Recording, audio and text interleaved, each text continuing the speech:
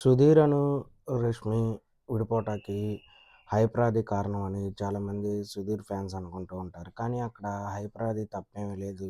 Script రాసినోళ్ళదే తప్పు. ఎందుకంటే ఎక్కువగా సుధీర్ మీద పంచులేయటం ఒకానొక స్టేజ్‌లో ఎవరు తీసుకోలేరు.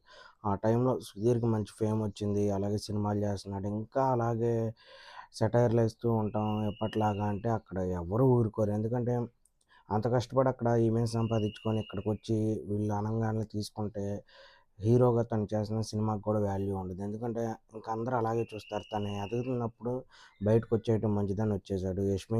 రష్మి గారి వల్ల గానీ, సు హైపరాది వల్ల గానీ సుధీర్ గారు బయటకైతే రాలా. కానీ వాళ్ళిద్దరూ విడిపోవటానికి హైపరాది కారణం అని చాలామంది అనుకుంటూ ఉంటారు. ఎందుకంటే లాస్ట్‌లో హైపరాది రష్మి గారి మీద పంచులు గాని, బావ వెళ్ళిపోయాడు, అన్న వెళ్ళిపోయాడు, వదిన ఇక్కడే ఉంది. అలాంటి పంచులేయటం వల్ల చాలామంది వీళ్ళ ఫ్యాన్స్ ఏమనుకున్నారంటే, సుధీర్ వెళ్ళిపోవటానికి అలాగే రేష్మి, సుధీర్ విడిపోవటానికి గూడా హైపరాదియే కారణం అనుకున్నారు. కాదు, హైపరాది వరుసగా వేసే పంచులు చాలామందికి నచ్చవు. కానీ షో టీఆర్‌పీ రేట్ వస్తుంది కాబట్టి అది అలాగే ఉంచారు. ఇప్పుడు అదే చాలా మైనస్ అయింది.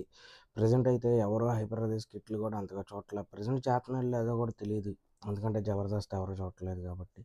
అయితే రేష్మి గారికి, సుధీర్ గారు విడిపోవటానికి హైపరాది కారణమేమి కాదు. అసలు వాళ్ళిద్దరూ లవ్ చేసుకుంటేనే కదా విడిపోవటానికి.